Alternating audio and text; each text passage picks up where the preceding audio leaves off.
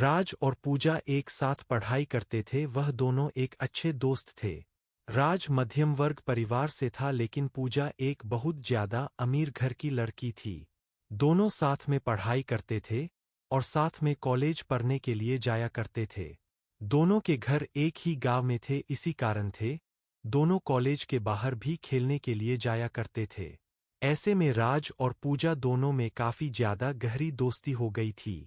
दोनों में काफी ज्यादा मित्रता होने के कारण दोनों एक अच्छे दोस्त बन गई थी। लेकिन दोनों में आपसी में कभी प्यार की बातें नहीं हुआ करती थी, मतलब कि कभी दोनों एक दूसरे को ज़ाहिर नहीं किया था कि वह एक दूसरे को प्यार करते हैं।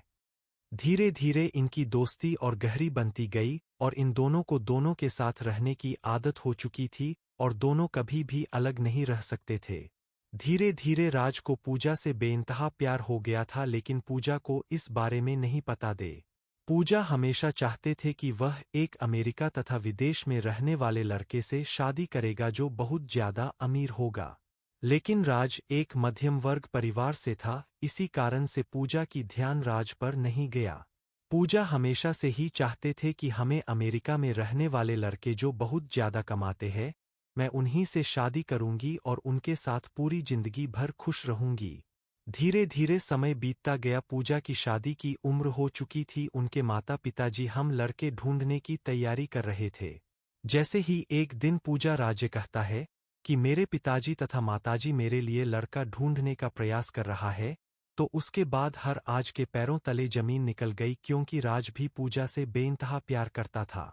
लेकिन राज पूजा के मन के बात को जानता था चित्र से कि हुआ क्या चाहती है, और पूजा तो हमेशा से ही अमीर लड़के से शादी करने के लिए चाह रहे थे। ऐसे में अगर राज अभी तो पूजा से शादी नहीं हो सकती थी, इस कारण से हुआ चुप ही रहा और जो हो रहा है उसे होने दिया। धीरे धीरे जैसे ही उनके माता पिताजी ही लड़का ढूंढने का प्रयास करने लगा था, वैसे ही एक अमेरिका से लड़का आया था शादी करने के लिए, जिसका नाम पीयूष था। बहुत ज्यादा अमीर घर का लड़का था। वह अमेरिका में जॉब करता था और उसकी महीने की कमाई तकरीबन $500 प्रति घंटा थी। जैसे जैसे शादी के बाद भी चलता गया, वैसे वैसे राज की जिंदगी खराब होने लगी थी। वह अपने आप में किसी भी चीज पर ध्यान नहीं देता था, साथ ही पढ़ाई लिखाई पर भी ध्यान नहीं दिया करता था। राज को पूजा के जाने का गम सताने लगा और वह चाह कर भी इस बात को नहीं बोल सकता था कि राज पूजा से शादी करेगा, क्योंकि राज के पास से अपनी हैसियत नहीं थी। जितनी हैसियत के लड़के के बारे में पूछा आपसे सोचा करते थे और रात को भी बताया करते थे, युवा कितनी हमें लड़के से शादी करेंगे। रुलाने वाली लव स्टोरी। धीरे बात फाइनल होने लगी थी। शादी की पूजा और राज के बारे में काफी लोगों की बहुत ज्यादा पता था कि यह दोनों हमेशा साथ में रहते, हो सकता है दोनों की शादी एक साथ हो। उसके बाद एक दिन पूजा राज कहती है कि मेरी तो शादी होने वाली है, क्या तुम अपनी शादी नहीं करोगे? पूजा कहता है कि मेरा अभी शादी करने का मन नहीं है, पहले तुम कर लो, उसके बाद मेरा मन होगा तो मैं बाद में शादी कर लूंगा। वह दिन दूर नहीं था जब पूजा की शादी नजदीक आ रही थी। जैसे जैसे पूजा की शादी नहीं दिखा रही थी, वैसे वैसे राज का जीना मुश्किल होने लगा था। वह अपनी लव स्टोरी इनके बारे में किसी से कुछ नहीं कहता था और लोगों को भी यह पता नहीं, कुछ भी नहीं चल रहा था कि राज पूजा से प्यार करता है। जैसे जैसे पूजा की शादी नजदीक आ रही थी, वैसे वैसे राज की जिंदगी में बेचैनी नहीं हो बेदर्द जिंदगी शुरू होने वाली है, हो रही थी। जैसा कि आप सभी लोग रुलाने वाली लव स्टोरी को बहुत ज्यादा पसंद करते हैं, ठीक है, इस कहानी में भी है। इस कहानी में राज जब एक दिन दिखता है कि पूजा के घर में बहुत सारे आदमी आए होंगे और उसके घर में पीयूष, जिससे पूजा की शादी होने वाली थी, वह भी आया हुआ था। जितना देखते हैं, राज सब कुछ समझ गया कि पूजा की शादी फिक्स होने वाली है और राज मन ही मन अपनी औकात पर पछतावा कर रहा था कि अगर मेरे भी औकात होती है, ज्यादा पैसों की, ज्यादा अमेरिकी, तुम्हें भी पूजा जैसा नहीं कर सकता था। जैसे ही पूजा की शादी फिक्स हो गई थी, उस दिन रात में राज रात भर नहीं सोया था। वह रात भर अपने बिस्तर में रो रो कर अपने प्यार को याद कर रहा था। राज सोच रहा था कि मैंने प्यार में किया तो ऐसा प्यार किया कि नहीं उसे बता सकता हूँ और ना ही उससे शादी कर सकता हूँ। इसके बाद राज फिर सुबह उठकर है और पूजा के घर चला जाता है। क्योंकि पूजा में उसके घर आई थी राज को बुलाने के लिए। दोनों की शादी में महज कुछ ही दिन बाकी थे। पूजा अपनी शादी को लेकर बहुत ज्यादा खुशी में थी। इधर आज अपनी जिंदगी को लेकर लेने सपने दादा रात भर रोया करता था अपनी सैड लव स्टोरी को लेकर। दोस्तों, हमेशा से ही प्रेमी प्रेमिका के बीच में यही सब होता आया है। जब भी कोई किसी से सच्चा प्यार करता है, वह उसे बहुत ही मुश्किल से मिलता है और सच्चा प्यार की कहानी बहुत जल्दी अंत हो जाती है। अब तो पूजा की शादी होने ही वाली थी। राजेश की तैयारियों में बिजी था। पूजा राज को अपने साथ कभी मार्केट लेकर जाती है तो कभी कपड़े खरीदने के लिए रुक अभी दर्जी के यहाँ। राज बेचारा पूजा की शादी को लेकर बहुत ज्यादा तैयारियां कर रहा था। साथ ही है, राज को मन ही मन बहुत ज्यादा उदास भी रह रहा था कि उसकी जिंदगी में से पूजा जाने वाली है। लेकिन फिर भी वह किसी से कुछ भी नहीं कह रहा था और अपना काम सही और सही समय पर कर रहा था। अब तो वह दिन भी आ गया जो पूजा के सगाई हो रही थी। फिर भी उसके एक ही दिन बाद पूजा की शादी थी। सभी मेहमान लोग आ चुके थे। राज मेहमान की खातिरदारी कर रहा था तथा अब तो बाराती भी आने वाले थे पूजा की, और वह बढ़ाते की खातिरदारी अथवा सम्मान करने के लिए तत्पर खड़े थे।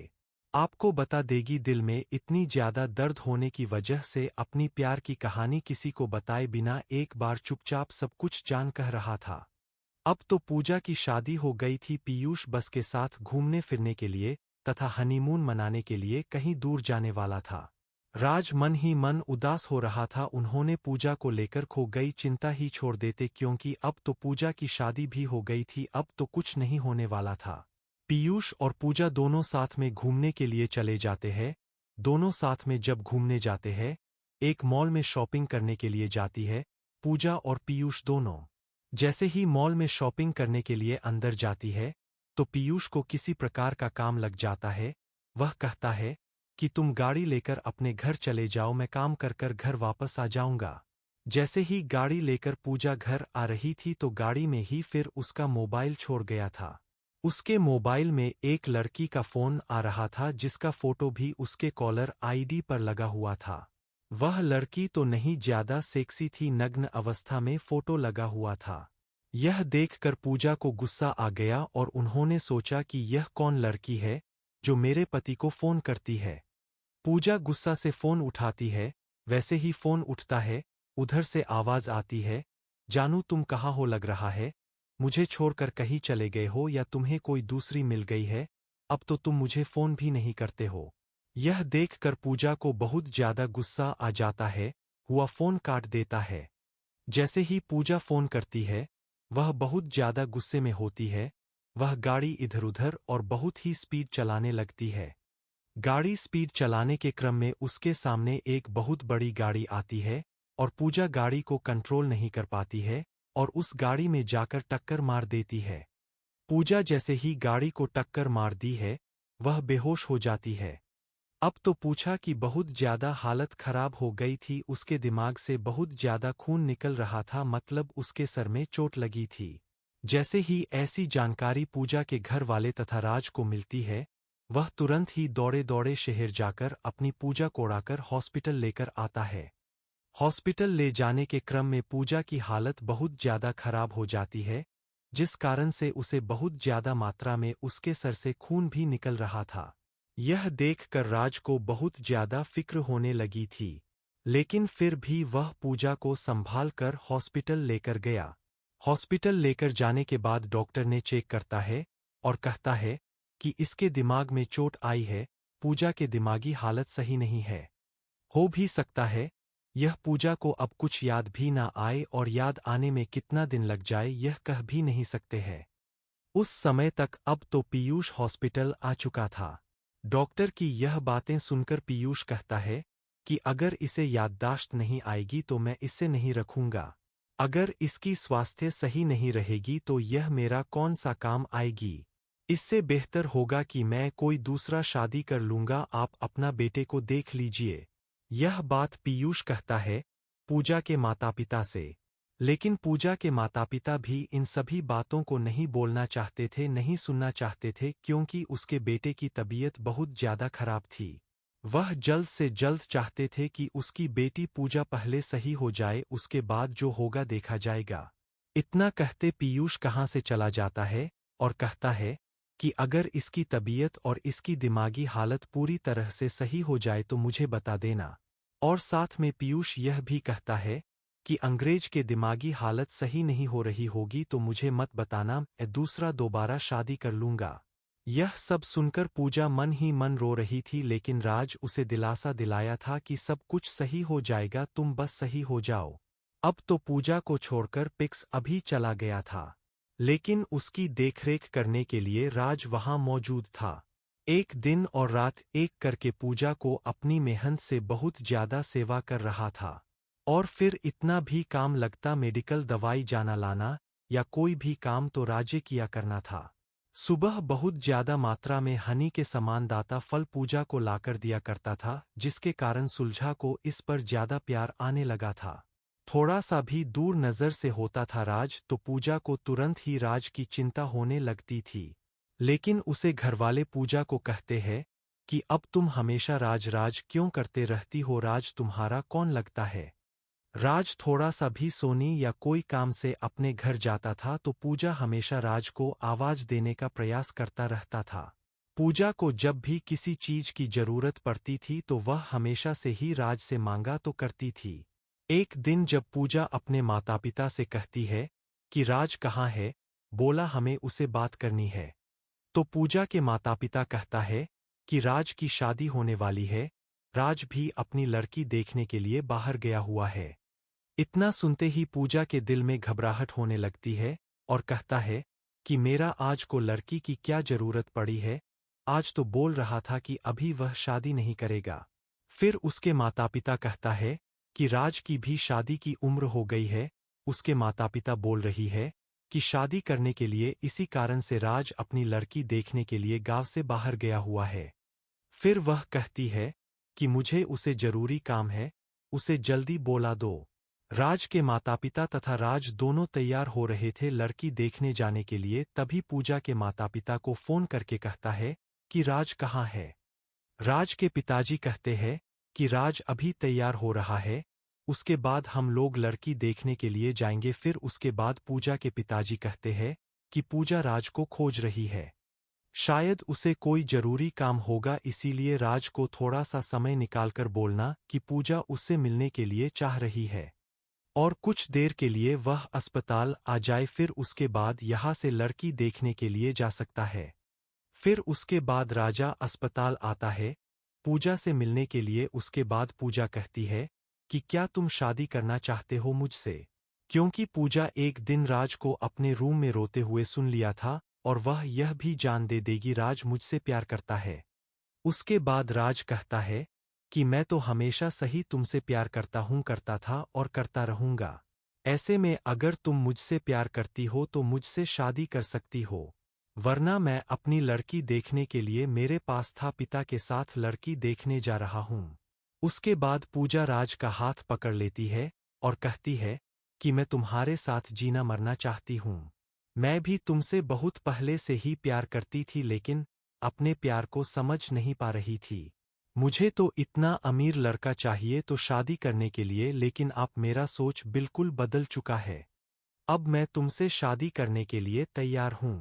फिर कुछ दिन बाद पूजा पूरी तरह से ठीक हो जाती है और फिर अपने घर वापस चली जाती है।